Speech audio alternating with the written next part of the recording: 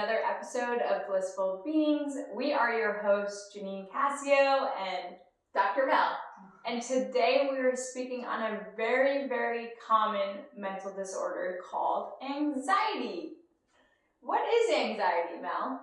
So anxiety disorder is actually very, very common. 301 million people worldwide experience some kind of anxiety disorder. And actually, that's the ones who are diagnosed. There are many, many people that experience anxiety that aren't even diagnosed. So I can't imagine. I've experienced anxiety. I think we all you experienced anxiety? Yes. So we do not want you to worry that if you've experience of anxiety that there's something wrong. No, it's a very, very common thing that people experience. And we want to give you the tools and tricks on how to handle anxiety and overcome the anxiety. Yeah, so when anxiety comes on, it actually triggers your sympathetic nervous system. And this can cause a flight or fight response. And some symptoms that could elicit from that is a feeling of sweaty palms, some heart palpitations, that over anxiety, nervousness feeling when you're in an environment maybe you're not familiar with or you feel uncomfortable in. Paranoia. Yes. Yeah. So it is an umbrella term. Looking at me. Yes. People know I have anxiety. Yeah. So post-traumatic stress disorder falls under anxiety. There's a lot of different diagnoses that fall under the umbrella of anxiety. So don't feel alone in this. Anxiety is truly just creating this gap, right? Like being in the present moment and having this gap of like worry and projecting about the future.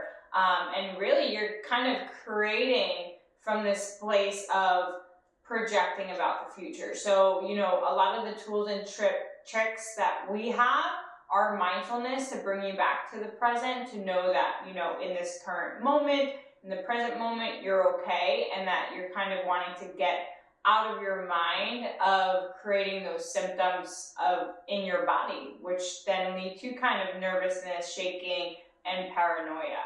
So, do you want to maybe just give us one of the main tips to treat anxiety? Yeah, so I think it's a matter of what you said, Janine, mindfulness. And a mindfulness practice will help you develop the tools to understand how your body feels when you're anxious. So like those symptoms that I expressed in the beginning of feeling sweaty palms or feeling heart palpitations or feeling slightly short of breath or a little anxious is a practice of understanding when you're feeling that way. I think you'd be surprised, like, oh, of course I know when I'm feeling that way, but I think you'd be surprised it comes on a little earlier than when it actually exhibits those intense symptoms. So if we can figure out when it's gonna come on quicker, we can start incorporating these tools sooner so you can feel at ease before it becomes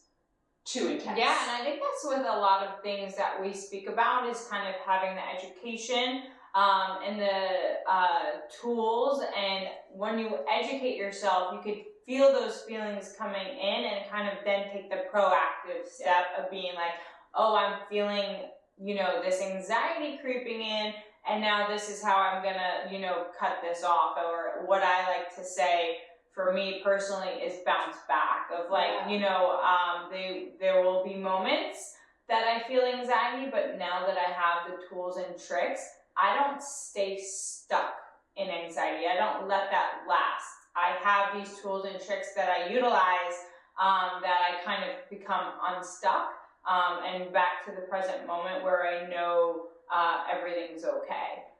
And just that reminder, right, of knowing that when you are present, there is no worry, there is no fear, there is no lack. You are whole, you are perfect in the present moment. So remaining present is always what I say is the power, the power of now. So getting back to that place of balance. Yes. So one trick that we love in mindfulness is box breathing. And box breathing is something that you could practice and really like kind of let yourself get to that anxiety trigger. Kind of like if I could tell you like, oh, if you're having anxiety around public speaking, like sit there in meditation practice and visualize getting on stage, what that feeling is like. Have that feeling come up for you in practice and breathe through it. Because the only thing that you're going to get better at is going through it and having those experiences come up and knowing how to let those experiences pass through your body and getting more used to it and comfortable with it and knowing that you're in control of your experiences that you create for yourself. So Melissa, do you want to maybe bring us through like how the box breathing can be practiced at home? Yes, of course. So simply, if you guys want to join in, you're actually visualizing a box while you're breathing. So it helps to add in the visualization piece. That is very key to this breathing technique, because when your mind is connected to the breath, it helps put the body into more of a parasympathetic state, more of a peaceful state.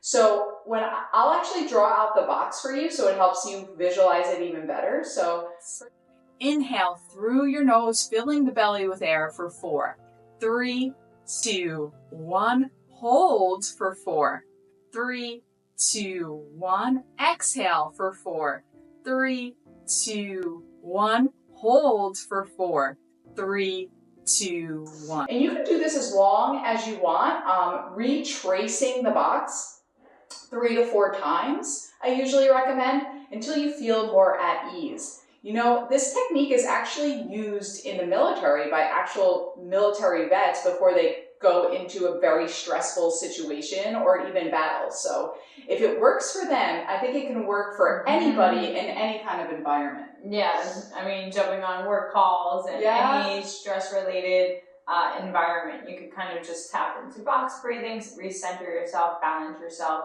and move throughout the day. However, we don't even always have this time and space of when this anxiety creeps in, right? Sometimes you could be at a party setting or in the middle of a major work event, and there's a lot of pressure or stress related within your environment. And in that sense, you can't just, go and box breathe.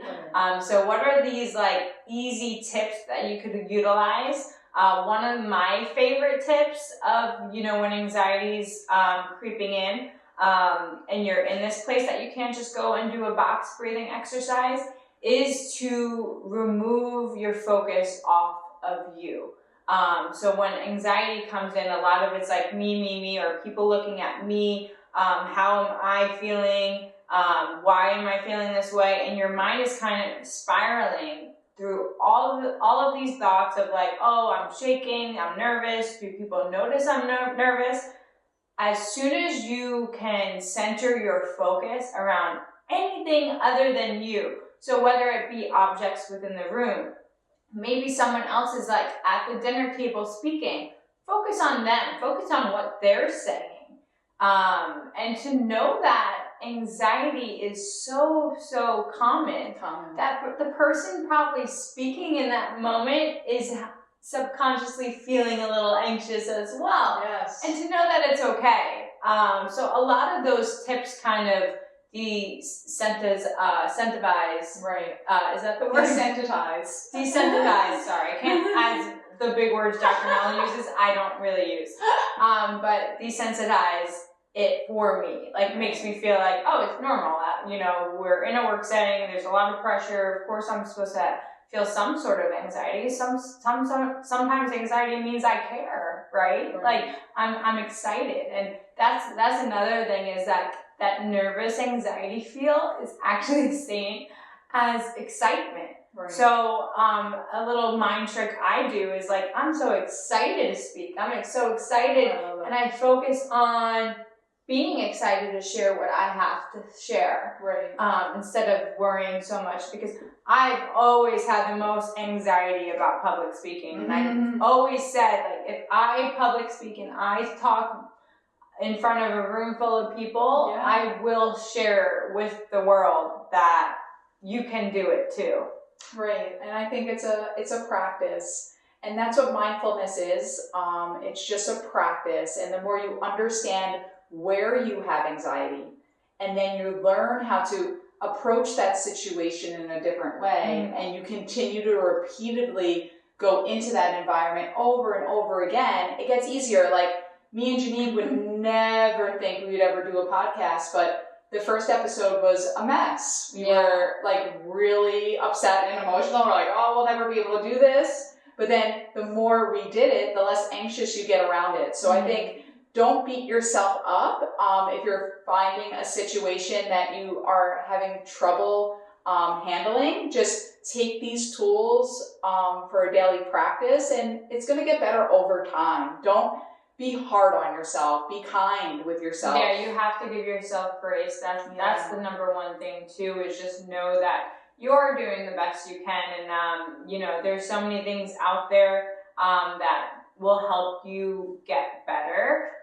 So, you know, whether it's listening to podcasts or educating yourself on the tricks to control the anxiety, because we are in control of our experiences, and that's something that's, you know, a blessing and something to be grateful for, and something that, you know, you can grow from. So really developing that growth mindset.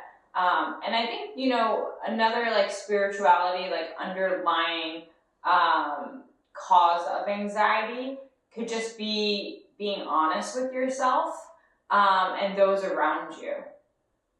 Because I do think a lot of anxiety can stem if someone's living like this double life, or like maybe they're cheating on a significant other. So then when they're at home and their wife picks up the phone, it's like they're getting anxiety. Like, you know, I'm not trying to make this go south, but it's like the more you live this like honest spiritual life, the more you're true to yourself, and that will bring you confidence. Like, even if it's over a little small thing, like I'm telling myself I'm gonna like work out for 10 minutes tomorrow morning. And if I work out those 10 minutes, I feel this empowerment, confidence that I'm sticking true to myself. I'm not lying to myself. I'm living at my highest form.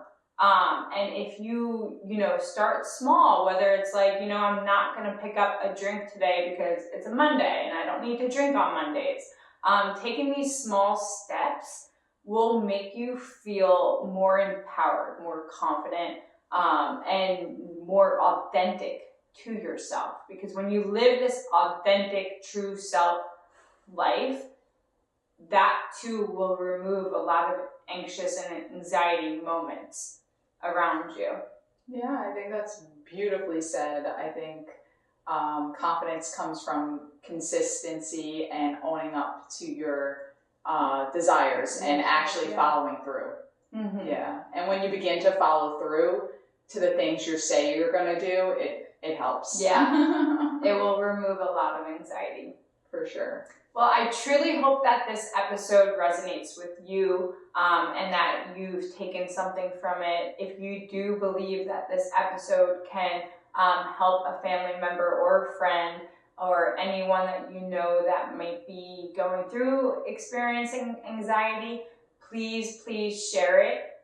We thank you in advance. It does mean a lot for you to subscribe to our channel. It's free for you to do so, and it would mean a lot for us. So yeah, and if you need some of these tools laid out for you in a more formatted way, you can always subscribe to Blissful Beings TV.